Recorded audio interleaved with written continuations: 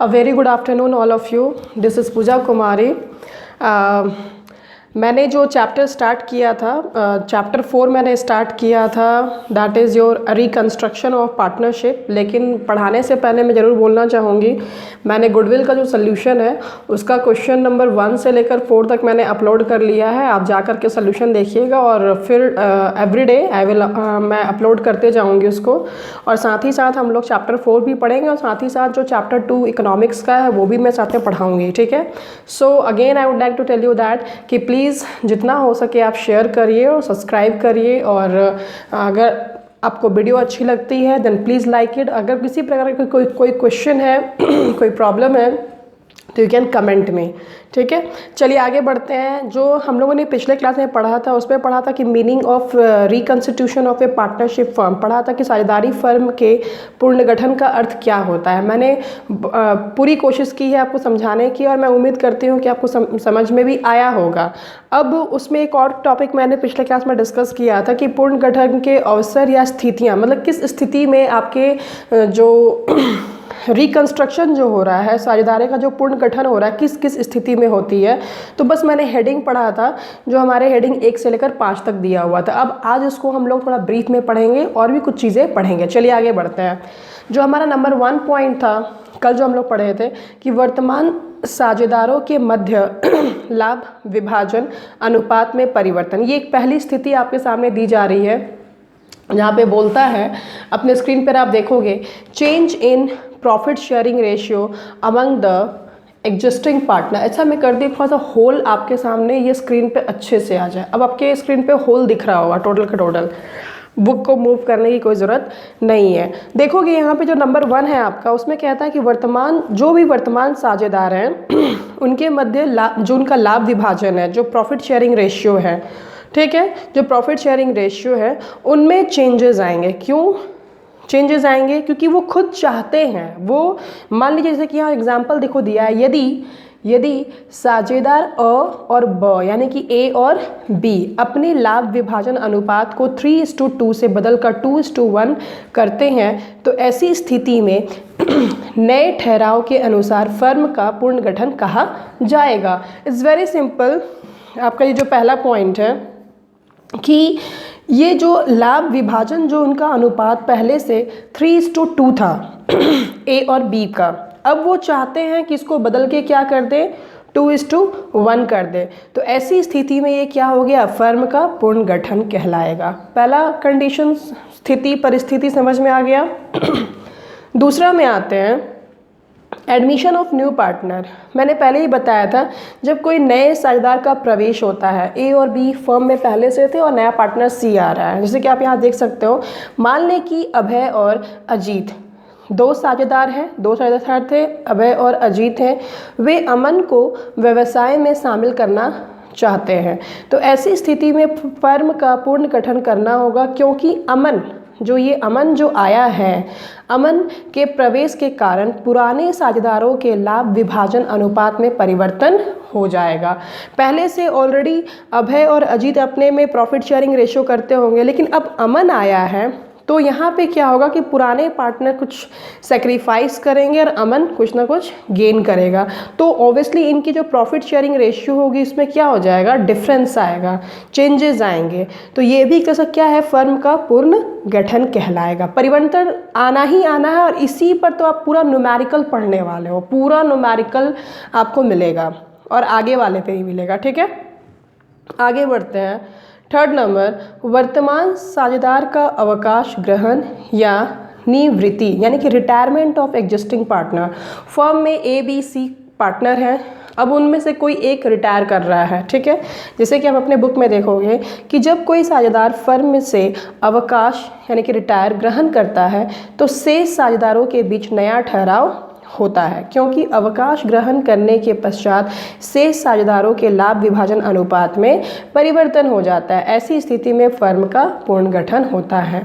जैसे कि फर्म में ए बी सी 3 पार्टनर हैं, राइट। अब उसमें से जो ए है, ए जो पार्टनर है वो रिटायर कर रहा है, तो जो पहले तीनों में जो अनुपात था, जो प्रॉफिट शेयरिंग रेशियो में जो भी बंटवारा हो रहा था, तो अब तो ए तो जा रहा है हमेशा के लिए, रिटायर कर रहा है हमेशा के लिए, तो अब बंटवारा किसके बीच में होगा, बी और सी में। तो फिर उनमें जो प्रॉफिट शेयरिंग रेशियो होगा बी और सी का, उसमें चेंज आएगा। ठीक है, चलिए ये भी आप न्यूमेरिकली पूरा डेप्थ में न्यूमेरिकली पढ़ने वाले हो। ठीक है, तो ऐसी स्थिति में भी क्या हो गया, फर्म का पुनर्गठन होता है। 4 नंबर कहता है death of partner. Death of partner यानी कि साझेदार की मृत्यु। अब अनफॉर्चुनेटली किसी के साथ कभी भी कुछ भी घटना हो सकती है, आप अपने स्क्रीन पे देखोगे, कहता है कि किसी साझेदार की मृत्यु होने पर भी फर्म का पुनर्गठन होता है। जैसे मान लीजिए ABC फर्म है, मान लीजिए बी की डेथ हो जाती है अनफॉर्चुनेटली, तो एग्जाम्पल देखो यहाँ पे, उदाहरण के लिए ए, बी और सी साझेदार हैं जो लाभों का 3:2:1 3:2:1 में क्या कर रहे हैं, वो पहले बांट रहे हैं। ये बांट रहे हैं, अनुपात में विभाजन करते हैं। 1 मई 2015 को सी, यहाँ पे सी को लिया गया है, सी की मृत्यु हो जाती है, उसकी डेथ हो जाती है, और ए और बी लाभों को 5:3 अनुपात में बांटने का निर्णय करते हैं। तो जब ये ए और बी जब निर्णय लेते हैं कि अब हम लोग जो है 5:3 में प्रॉफिट का बंटवारा करेंगे, तो ऐसी स्थिति में भी फर्म का क्या हो गया, पुनर्गठन हो गया, यानी कि रिकंस्ट्रक्शन हो गया। 4 पॉइंट तक क्लियर हो गया होगा, मैं उम्मीद करती हूँ कि 4 पॉइंट तक क्लियर हो गया होगा। चलिए आगे बढ़ते हैं। अब आपके स्क्रीन पर थोड़ा सा मैं यहाँ पे मतलब स्ट्रेट नहीं जाएगा, थोड़ा सा मतलब चलिए देखिएगा। 5 नंबर में कहता है, हाँ, 2 या अधिक साझेदारी फर्मों का एकीकरण, अमालगेशन ऑफ 2 और मोर पार्टनरशिप फर्म। ओपनली मैं बता दूं, ये जो यहाँ पे लिखा है अमालगेशन वर्ड, जो एकीकरण, इसका पूरा डेप्थ में आपको नॉलेज, अकाउंटिंग ट्रीटमेंट, पूरी डेप्थ में स्टडी आप बीकॉम में करोगे। ठीक है, यहाँ पे बस आप एक रेशियो कैलकुलेशन करना सीख रहे हो। ठीक है, डेप्थ में जो आप स्टडी करोगे क्लास 12 में, वो एडमिशन चैप्टर का, रिटायरमेंट चैप्टर का और डेथ चैप्टर का, और डिसोल्यूशन भी पढ़ना है। ठीक है, ये 4 चैप्टर आपको पूरी डीपली पढ़नी है, जो कि रिपीट नहीं होती है। तो इन फ्यूचर कॉमर्स में यानी कि बीकॉम में थोड़ा थोड़ा रिपीट होगा, हल्का फुल्का, लेकिन ज़्यादा नहीं। अगर आप क्लास 12 में ये चीज़ें समझ जाते हैं, admission chapter, retirement chapter, death chapter, dissolution आपको क्लियर अच्छे से हो जाती है, तो फिर जब आप पार्ट 1 पार्ट 2 करोगे, तो वहाँ पे जो हमारा चैप्टर है अमालगेशन का विथ अकाउंटिंग ट्रीटमेंट, बहुत ही मज़े से, बहुत ही अच्छे से सब कुछ क्लियर हो जाएगा। ठीक है, बट रिसेंटली आप इतना जानिए, इसका थ्योरी है और इसका जो रेशियो कैलकुलेशन है, बस इतना जानना है अपने को। ठीक है, चलिए कहता है कि 2 या अधिक साझेदारी फर्मों का एकीकरण, अमालगेशन ऑफ 2 और मोर पार्टनरशिप फर्म। यहाँ पे क्या वर्ड बोल रहा है, ध्यान देना, 2 या 2 से अधिक, साझेदार नहीं, साझेदारी फर्म। ठीक है, मान लीजिए कोई ABC फर्म है, कोई XYZ फर्म है, उसके बारे में बात हो रही है। उन 2 फर्मों को क्या किया जा रहा है, एकीकरण किया जा रहा है, अमालगेट किया जा रहा है। ठीक है, कहता है कि फर्मों के एकीकरण की दशा में नई फर्म में साझेदारों के संबंध में परिवर्तन हो जाता है। बिल्कुल परिवर्तन होगा। जब हम एक नया पार्टनर आता है, एक पार्टनर चला जाता है, एक की डेथ हो जाती है, तो परिवर्तन होती है। थोड़ा कॉमन सेंस लगाओ, जब 2 नए फर्म आएंगे और वो इकट्ठे होंगे, एकीकरण उनका होगा, तो ऑब्वियसली तो प्रॉफिट एंड शेयरिंग रेशियो में परिवर्तन तो आएगा ही आएगा। उनके लाभ हानि के अनुपात बदल जाते हैं। फलतः एकीकरण से फर्म का पुनर्गठन होता है। एक फर्म में A और B बराबर के साझेदार थे, C और D एक अन्य फर्म में साझेदार थे, जो लाभों को 2:1 के अनुपात में बांटते हैं। आपसी प्रतिस्पर्धा को समाप्त करने के लिए इन्होंने अपनी फर्मों को एकीकरण और लाभों को बराबर बराबर बांटने का निर्णय किया। जैसे मान लीजिए ये भी पेन का प्रोडक्शन करता था, AB फर्म, और जो CD फर्म है वो भी पेन का प्रोडक्शन करता था। अब पहले दोनों में कंपटीशन होती होगी, क्योंकि दोनों अलग अलग फर्म थे। अब जैसे ही इनका फर्म अमालगेट कर गया, एकीकरण कर गया, तो जब ए बी फर्म और सी डी फर्म जब दोनों एकीकरण कर गया तो कंपटीशन तो अपने आप ऑटोमेटिकली ख़त्म हो गई। तो पहले ए बी आपस में बंटवारा करते थे, 1:1 बंटवारा करते थे, और यहाँ सी डी किस में बंटवारा करते थे, 2:1 में। लेकिन जैसे ही फर्म एकीकरण हुआ, अमालगेट हुआ, तो इन लोगों ने क्या निर्णय लिया कि हम लोग चारों को ही 1:1 में बंटवारा करेंगे। तो इस तरह से ये भी क्या हो जाएगा, फर्मों का पुनर्गठन हो जाएगा। ठीक है, चलिए आगे बढ़ते हैं। अब के स्क्रीन पे दिख रहा होगा कि वर्तमान साझेदारों में लाभ विभाजन अनुपात में परिवर्तन है कि change in profit sharing ratio among the existing partner. ये बहुत ही इंपॉर्टेंट टॉपिक है, पूरे अच्छे से समझिएगा, ईमानदारी पूर्वक घर पर ही पढ़ाई करोगे। यहाँ पे हम लोग अब पढ़ने जा रहे हैं कि जो एग्जिस्टिंग पार्टनर है, ठीक है ना, उसके प्रॉफिट शेयरिंग रेशियो में चेंजेस कैसे होंगे। ठीक है, वर्तमान साझेदारों में लाभ विभाजन अनुपात में कैसे परिवर्तन होगी। बहुत ध्यान से देखोगे, मैं कोशिश करती हूँ कि आपकी स्क्रीन पे ही पूरा अच्छे से फिगर जो भी रिटर्न है आ जाए मटेरियल। चलो, और आपको मैं बता दूं, मैं जो बुक फॉलो कर रही हूँ डॉक्टर एस.के. सिंह की बुक फॉलो कर रही हूँ, लेटेस्ट 2020 एडिशन का है। अगर आपके पास पुराना बुक भी है तो आप उसको गो थ्रू करो, कोई दिक्कत नहीं, चीज़ें सब कुछ सेम रहती है। अगर 4-5 साल या 2-3 साल पुराना बुक है तो चलेगा, कोई दिक्कत नहीं है। ऐसा नहीं है कि हाँ प्रेशराइज करिए घर के गार्जियन को कि नहीं नहीं मुझे नया बुक खरीदना है, नो नीड ऑफ दैट क्योंकि सारा कुछ वही लिखा रहता है मटेरियल, क्वेश्चंस भी ऑलमोस्ट रहते हैं, थोड़ा बहुत आगे पीछे क्वेश्चंस किया हुआ रहता है। ठीक है, तो बस जो मैं टॉपिक लिखती हूँ, जो मेरा जो टाइटल रहता है, जो मैं वीडियो अपलोड करती हूँ, जो टाइटल रहता है उसका टाइटल देख लिया करो एंड देन फाइंड इट। पक्का आपके क्वेश्चन में होगा। लोग 60-70 क्या इतने साल से पढ़ ही रहे हैं। ठीक है, चीज़ें वही है, थोड़ी बहुत चीज़ें चेंजेस आई हैं। चलिए देखिए, और वैसे भी आप जानते हो पार्टनरशिप एक्ट हम लोग कब का पढ़ रहे हैं, 1932 एक्ट देख रहे हो कितना पुराना है, समझ रहे हो ना। चलिए, कहता है कि लाभ विभाजन अनुपात में परिवर्तन का आशय एक साझेदार द्वारा दूसरे साझेदार के लाभ का क्रय करना है। ध्यान से देखिएगा क्या बोलता है, लाइन जो ब्लैक बोल्ड कलर में लिखा हुआ है। जो लाभ विभाजन अनुपात है, यानी कि प्रॉफिट शेयरिंग रेशियो में जो चेंज आता है, परिवर्तन जो आता है, उसका आशय क्या है, एक साझेदार द्वारा दूसरे साझेदार के लाभ का क्रय करना। ठीक है, एक जो साझेदार है, मान लीजिए एक ए जो साझेदार है और दूसरा साझेदार क्या है, बी है, तो जो पहला जो साझेदार है उसके द्वारा दूसरे साझेदार के प्रॉफिट को क्या कर लेता है, ये क्रय कर लेता है। क्रय मतलब क्या हो गया, परचेजिंग। ठीक है, अब देखिए, लाभ विभाजन अनुपात में परिवर्तन के कारण वर्तमान साझेदारों में किसी एक अथवा अधिक साझेदारों के लाभ के हिस्से में वृद्धि हो जाती है। जो प्रॉफिट शेयरिंग रेशियो में जो चेंजेस होता है, जो भी चेंजेस होगा उसके कारण जो वर्तमान जो साझेदार हैं उसमें किसी एक या उससे अथवा अधिक साझेदारों में किसी एक या किसी अधिक साझेदारों में क्या होगा, लाभ का जो हिस्सा होगा उसमें क्या होगा, वृद्धि हो जाती है, जबकि अन्य साझेदार या साझेदारों के हिस्से में कमी।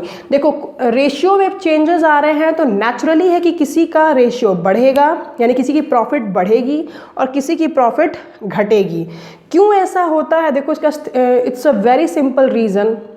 मान लीजिए क्या बोलते हैं, एक ए पार्टनर है और एक बी पार्टनर है। ठीक है, अब ए जो है वो अपना पूंजी बहुत ज़्यादा लगा रहा है, ठीक है, बी जो है पूंजी कम लगा रहा है। तो ए ऑब्वियसली मान लेते हैं शुरू में भले वो लोग इक्वल शेयरिंग कर रहे होंगे, लेकिन ए के मन में ख्याल तो आएगा ना कि यार हम इतना पूंजी लगा रहे हैं और मेरे को इसके बराबर कहीं मिलता है, वो तो चाहेगा, चेंजेस करना चाहेगा रेशियो में।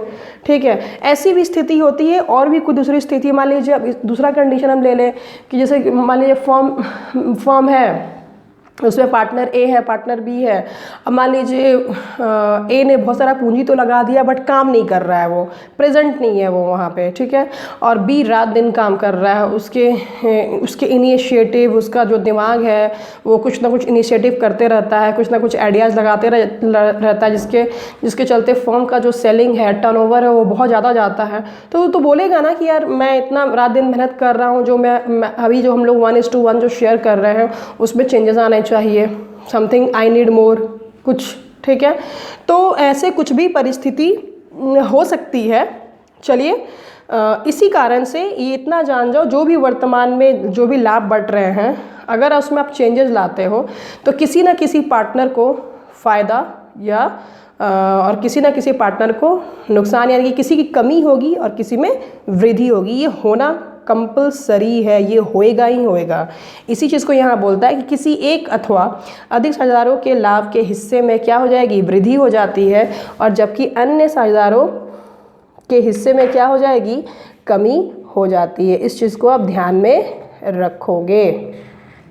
चलिए, ऐसी दशा में लाभ प्राप्त करने वाला साझेदार, याद रखोगे बहुत इंपॉर्टेंट लाइन है, जो साझेदार, जो पार्टनर लाभ प्राप्त कर रहा है उसको हम कहेंगे गेनिंग पार्टनर। कब? जब प्रॉफिट शेयरिंग रेशियो चेंज हो रहा है, अर्थात जिनके हिस्से में वृद्धि होती है उसको हम गेनिंग पार्टनर कहेंगे। हानि उठाने वाले साझेदार को हम कहते हैं लूजिंग और सैक्रिफाइसिंग पार्टनर, अर्थात त्याग करने वाले साझेदार को क्षतिपूर्ति करता है, और क्षतिपूर्ति नकद या पूंजी के माध्यम से भी की जाती है। जो पार्टनर त्याग करता है, जो लूज़ कर रहा होता है, तो यहाँ पे क्या बोला, देखो, त्याग करने वाले साझेदार को क्षतिपूर्ति करता है, और क्षतिपूर्ति नकद या फिर पूंजी के माध्यम से की जाती है। इसका भी एग्जाम्पल यहाँ पे दिया हुआ, आप देखिएगा। चलो, आपको उदाहरण दिख रहा होगा यहाँ पे, यू कैन सी हियर। कहता है अली और अकबर, दो बंदों का नाम दिया है, आपके सामने दिख रहा होगा उदाहरण में। यहाँ पे एग्जाम्पल में देखोगे, ये जो अली है और अकबर एक फर्म है, 3:2 के अनुपात में लाभों का विभाजन करते हुए साझेदार है।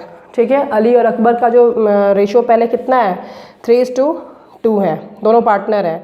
अब वे भावी लाभों को बराबर बराबर बांटने के निर्णय करते हैं। अब उनका कहना है कि पहले तो हम लोग 3:2 में बांटते थे, लेकिन नाउ अब हम इसको चेंज करना चाहते हैं। हम इसको क्या चाहते हैं, 1:1 करना चाहते हैं। ठीक है, क्लियर है? ये एक लाइन को बहुत ध्यान से पढ़ो, ठीक है, और सुनो भी। अली एवं अकबर का पुराना लाभ विभाजन अनुपात, यानी कि प्रॉफिट शेयरिंग जो ratio, old profit sharing ratio कितना है इनका, 3:2 है। ठीक है, अली एवं अकबर का नया जो है प्रॉफिट शेयरिंग रेशियो, वो कितना वो लोग बोल रहा है, 1:1 है। तो आपको यहाँ पे फॉर्मूला दिख रहा होगा हिंदी और इंग्लिश में, इसको ध्यान से देखिए। त्याग यानी कि सेक्रीफाइस बराबर होता है पुराना अनुपात माइनस नया अनुपात। ठीक है, इंग्लिश में sacrifice equal old ratio minus new ratio. इसको रट्टा मार लो, याद करो, या फिर क्वेश्चन सॉल्व करते करते आपको याद हो जाएगा। इसको हमेशा माइंड में सेटअप कर लो, ये पूरा पार्टनरशिप चैप्टर में गोल गोल घूमते रहेगा। ठीक है, सेक्रीफाइस बराबर क्या होता है, old ratio minus new ratio. ठीक है, पहला। दूसरा, लाभ लाभ बराबर होगा नया अनुपात माइनस पुराना अनुपात। गेन बराबर होता है new ratio minus old ratio. Just इसका उल्टा यहाँ पे हो जाएगा। ठीक है, अब देखो, सबसे पहले हम क्या करेंगे, अली का हम निकालेंगे। अली का जो था वो पुराना, अली का जो था वो पुराना लाभ विभाजन अनुपात शेयरिंग क्या बोलते हैं, प्रॉफिट शेयरिंग रेशियो कितना था उसका, 3:2। तो सबसे पहले करोगे ये 3 और 2 को अगर हम जोड़ेंगे तो कितना हो जाएगा, 3 और 2 को अगर हमने जोड़ा, 3 और 2 को हमने जोड़ा तो कितना हो जाएगा, 5। ये आपको आना चाहिए करने, 1 मिनट, एक पेन चल नहीं रहा है, 5। ठीक है, और इसका जो न्यू प्रॉफिट शेयरिंग रेशियो है, 1 और 1 को जोड़ेंगे तो कितना हो जाएगा, 2। ये चीज़ क्लियर है? अब देखिए, अली का हम निकालते हैं तो 3/5 होगा, 3/5 होगा। क्या इसका ओल्ड रेशियो 3/5 होगा, और न्यू रेशियो क्या है, 1/2 होगा। तो वही लिखा है 3/5, और न्यू रेशियो कितना हो गया, 1/2। तो आप जब एलसीएम लोगे तो क्या होगा, 5 2 10 हो गया। ठीक है, और एलसीएम लेना आप जानते ही होंगे। थोड़ा सा रुक जा, यहाँ पे मैं सल्यूशन कर देती हूँ, 1 मिनट, पेपर लेने दो।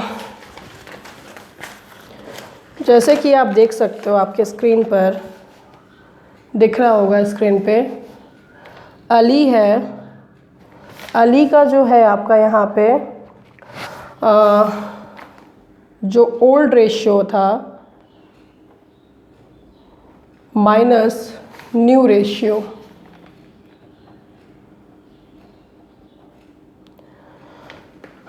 स्क्रीन पे दिख रहा होगा old ratio minus new ratio, क्या निकलता है सेक्रीफाइस। ओल्ड रेशियो कितना है अली का 3/5, 3/5 स्क्रीन पे दिख रहा है 3/5। न्यू रेशियो कितना है 1/2 माइनस 1/2 स्क्रीन पे दिख रहा है आपको। अब सोल्यूशन कैसे करेंगे, जिन बच्चों को नहीं आता है देख लीजिएगा। 5 2 क्या होगा 10, 5 2 क्या होगा 10। मैं डायरेक्टली कर रही हूँ, बेसिकली प्रोसीजर इसका एलसीएम दे करके होता है। तो आप अगर एलसीएम भी दोगे 2 से तो जाएगा नहीं है, तो 5 उतरेगा, तो अपने को 5 2 10 ही ना हुआ। तो बेसिकली इसका एलसीएम देते हैं, नियम यही है, लेकिन मैंने डायरेक्टली मल्टीप्लाई कर दी। ठीक, दूसरा तरीका क्या होता है, दूसरा काम क्या होता है, दूसरा स्टेप क्या होता है, इस 5 को हम डिवाइड करेंगे। ठीक है, 10 है, डिनोमिनेटर में कितना दिया हुआ है 10 दिया हुआ है, और यहाँ पे कितना है 5, इसको भागा देंगे तो 5 दूनी क्या हो गया 10। तो 3 को मल्टीपल करेंगे 2 से, 3 को मल्टीपल करेंगे 2 से। कहाँ से 2 आया समझ में आ रहा है ना, 5 को हमने भागा दिया। ठीक है, माइनस का साइन रहेगा। अब ये 2 है, इसको भी भागा देंगे तो 2 को भागा देंगे तो 2 5 क्या होगा 10, 2 5 क्या होगा। सब बेसिक आप पढ़े होंगे, ऐसा नहीं कि नहीं आता, नहीं कि फिर भी हम बता रहे हैं, कुछ ऐसे बच्चे होंगे जिनको आइडिया नहीं होगा इसीलिए। तो कितना आया मेरा यहाँ पर 5 आ गया। फाइनली आपको क्या मिलता है 3 2 6 और यहाँ पे 5 1 5। ठीक है, 10 देन 6 माइनस 5 बराबर कितना हो गया 1/10 निकल गया रेशियो। अली का कितना निकल गया 1/10। ये 1/10 क्या निकला है सैक्रिफाइस, क्या निकला है ये 1/10 सैक्रिफाइस। इसी तरह से आप किसका निकालोगे अकबर का। ठीक है, अकबर का यहाँ पे क्या दिया हुआ है, अब देखो यहाँ पे अकबर का यहाँ पे क्या है 2:5 होगा। ठीक है, और यहाँ पे 1/2 होगा। अब देखो अकबर में क्या हो रहा है यहाँ पे, ये तो हमने अली का क्या निकाला सैक्रिफाइस निकाला। अकबर यहाँ पे, क्योंकि मैंने पहले ही बोला कि एक यहाँ पे गेन करेगा और दूसरा क्या करेगा सैक्रिफाइस करेगा। ठीक है, तो अली यहाँ पे सैक्रिफाइस कर रहा है और अकबर यहाँ पे क्या कर रहा है गेन कर रहा है। ठीक है, जितना अली सैक्रिफाइस करेगा उतना अकबर क्या करेगा गेन करेगा। तो देखो अकबर का न्यू रेशियो क्या है 1/2 है, 1/2, और इसका ओल्ड रेशियो क्या है 2/5 है, 2/5 है। जब इसको आप सॉल्व करोगे तो 5 - 4 / 10 आएगा, तो कितना आ गया 1/10। क्या अकबर का गेन आ गया। तो आप नीचे देख सकते हो यहाँ पे समझाया जा रहा है कि इस प्रकार अली के हिस्से में 1/10 की कमी होती है, 1/10 की क्या होती है कमी होती है, और अकबर के हिस्से में 1/10 की क्या हो रही है वृद्धि होती है। अतः अकबर को चाहिए कि वह भविष्य में अली को होने वाली हानि की क्षतिपूर्ति करें, क्योंकि अकबर यहाँ पे क्या कर रहा है गेन कर रहा है ना। तो अकबर ना क्षतिपूर्ति का, किसका क्षतिपूर्ति का अली की क्षतिपूर्ति का, जो अली को जो क्षतिपूर्ति हो रही है भविष्य में, तो उस पर वो क्या करे क्षतिपूर्ति का भरपाई करेगा। कौन भरपाई करेगा अकबर भरपाई करेगा। ठीक है, इसे स्पष्ट करने के लिए एक और आप उदाहरण देखिए यहाँ पे। मान लिया जाए कि फर्म का लाभ कितना है 1 लाख, यहाँ दिखा रहा है फर्म का लाभ कितना है 1 लाख है। अतः पुराने लाभ विभाजन अनुपात, यानी कि पुराना पहले कितना था क्वेश्चन में यहाँ पे 3:2 था ना, तो उसके अनुसार आप देखिए अगर हम 3:2 के बेस पे बात करते हैं तो अली का हिस्सा 1 लाख में 3/5 आएगा, यानी कि इसका प्रॉफिट कितना आएगा 60,000 हुआ था। ठीक है, 60,000 हुआ था। और अकबर का कितना हुआ था 1 लाख में 2/5 कितना हो गया 40,000। जब ये लोग 3:2 कर रहा था तो 1 लाख के प्रॉफिट में अली को मिल रहा था 60,000 और अकबर को कितना मिल रहा था 40,000। अब नए लाभ विभाजन इन लोगों ने क्या बोला कि 1:1 होगा। कितना होगा 1:1 होगा। तो 1:1 में देखो अली का हिस्सा कितना हो गया 50,000। ध्यान देना यहाँ पे, पहले जब 3:2 था तो इसको 60,000 हो रहा था, ठीक है ना। और जैसे ही नया हो गया तो उसको कितना मिल रहा है, 50,000 मिल रहा है। नया जब इन लोगों ने बोला कि 1:1 हम रखेंगे तो कितना इसको मिल रहा है, अली को 50,000। और अकबर को देखो आप ध्यान से, यहाँ पे आपके स्क्रीन पे दिख रहा होगा कि 1 लाख का 1/2 कितना मिल रहा है इसको, 50,000। पहले अकबर को कितना मिल रहा था, 40,000। तो आप यहाँ पे साफ साफ देख सकते हो कि इस पहले 60,000 इसको मिल रहा था, अब 50,000। कितना का कमी हो गया, इसको 10,000 का कमी हो गया। क्लियर दिख रहा है, 10,000 का क्या हो गया, कमी हो गया। और यहाँ पे आप देखिए पहले इसको 40,000 मिल रहा था, अब कितना मिल रहा है इसको, 50,000। तो कितना का गेन, कितने का हो गया, 10,000 का गेन हो गया। तो इस प्रकार लाभ विभाजन अनुपात में परिवर्तन आपकी स्क्रीन पे दिख रही होगी। इस प्रकार लाभ विभाजन अनुपात में परिवर्तन के कारण अली को 10,000 कम प्राप्त होता है और अकबर को 10,000 अधिक प्राप्त होगा। इसलिए अली के पूंजी खाते को हम क्या करेंगे, 10,000 से क्रेडिट किया जाएगा अली के पूंजी खाते को, क्योंकि ये जो अकबर है अली की भरपाई कर रहा है, उसको 10,000 रुपया देगा। यहाँ पे हमने जस्ट अभी पढ़ा था, मैं आपको स्क्रीन पे दिखाती हूँ, कहाँ गया नकद या पूंजी के माध्यम से क्या की जाएगी, यहाँ पे आप देखिएगा, दिखा होगा अभी आपको। कहता है ना कि त्याग करने वाले साझेदार की क्षतिपूर्ति साझेदार को क्षतिपूर्ति करता है और क्षतिपूर्ति नकद या फिर पूंजी के माध्यम से की जाती है। या तो आप कैश रुपया उसको दो, या तो आप उसको कैश दीजिए, या तो फिर इसका पूंजी के रूप में उसको दीजिए, ठीक है। तो वही चीज़ है कि अली की पूंजी के खाते को क्या किया जाएगा, 10,000 से क्रेडिट किया जाएगा, बढ़ा दिया जाएगा 10,000 से, क्योंकि उसकी क्षतिपूर्ति उसको दी जाएगी, ठीक है। और अकबर की पूंजी खाते को 10,000 से डेबिट किया जाएगा, क्योंकि अकबर देगा ना उसको, तो इसका डेबिट हो जाएगा और इसका क्या हो जाएगा, क्रेडिट हो जाएगा। क्लियर हो गया। अब देखो यहाँ पे जो बुलेट में यहाँ पे दिया इंपॉर्टेंट चीज़ें हैं। लाभ पाने वाले साझेदार, जो साझेदार लाभ पाते हैं, लाभ पाने वाले साझेदार वह हैं जिसके लाभ विभाजन का अनुपात बढ़ जाता है, जिसके प्रॉफिट शेयरिंग रेशियो क्या हो जाएगी, बढ़ जाएगी। हानि उठाने वाले साझेदार वह होते हैं जिसका लाभ विभाजन अनुपात में क्या हो जाएगा, कमी हो जाएगा। अभी हमने इस एग्जाम्पल समझ लिया। अब क्षतिपूर्ति को समझो। लाभ पाने वाले साझेदार हानि उठाने वाले साझेदार को ख्याति के रूप में क्षतिपूर्ति करता है। This line is very important. जो लाभ पाने वाला जो पार्टनर होगा वो हानि उठाने वाले पार्टनर को गुडविल के रूप में क्या करेगा, क्षतिपूर्ति करता है। तो आज के लिए हम लोग इतना ही रखते हैं। आई होप सो आपको समझ में आया होगा। नेक्स्ट टॉपिक देखो हम जो स्टार्ट करेंगे वो है डिटर्मिनेशन ऑफ सैक्रिफाइसिंग रेशियो, हम स्टार्ट करेंगे।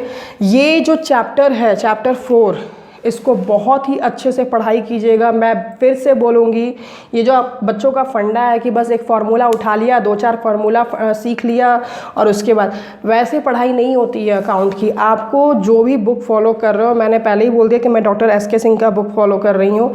मैं चाहती तो टी.एस. ग्रीवाल का ही बुक फॉलो कर सकती थी, और भी बहुत सारे बुक हैं, लेकिन रीज़न अपना यही था कि मुझे स्टेट बोर्ड के बच्चों को कवर करना था, ठीक है। और स्टेट बोर्ड में टी.एस. ग्रीवाल फॉलो होता नहीं है, चाहे वो आपका छत्तीसगढ़ हो, उत्तराखंड हो, यूपी हो, बिहार हो, झारखंड हो, कहीं भी मैक्सिमम डॉक्टर एस.के. सिंह के ही बुक को लोग फॉलो करते हैं। तो इसीलिए मैं बोलूँगी कि बुक को, पुरानी बुक हो या नई बुक है, जो भी बुक है आपके पास, बुक को लाइन बाय लाइन पढ़ो, नहीं तो मैं रियली बता रही हूँ एग्ज़ाम में प्रॉब्लम फेस करोगे। और गेस, जो बच्चे ये सोचते हैं कि जो इम्पोर्टेंट क्वेश्चन है बस खाली उसको पढ़ लिया, ये अकाउंट है भाई, क्लास 9-10 का मैथ नहीं है, ठीक है। जो ट्रिगोनोमेट्री के कुछ क्वेश्चन पढ़ लिया, तो उधर के कुछ स्टैटिस्टिक्स के कुछ क्वेश्चन पढ़ लिया, मीन मीडियन मोड पढ़ लिया, वैसे नहीं चलेगा। यहाँ पे चीज़ें लिंक्ड हैं, चाहे आप अकाउंट के बारे में बात करो, चाहे आप इको के बारे में बात करो, इवन जो बीएमटी है, अगर जिन बच्चों का बीएमटी है, अर्थमेटिक प्रोग्रेशन क्लियर नहीं होगा तो जीपी क्लियर नहीं होगा, एपी क्लियर नहीं होगा। अगर परमुटेशन क्लियर नहीं तो कॉम्बिनेशन क्लियर नहीं, समझ में आ रही है। अगर इंटीग्रेशन क्लियर नहीं तो डिफरेंशिएशन क्लियर नहीं है। तो सारी चीज़ें जो हैं 12th में थोड़ा हेवी है, बहुत अच्छे से पढ़ना है। प्यार से पढ़ो, आराम से पढ़ो, समय बहुत है आपके पास, बस स्टडी करिए, ठीक है।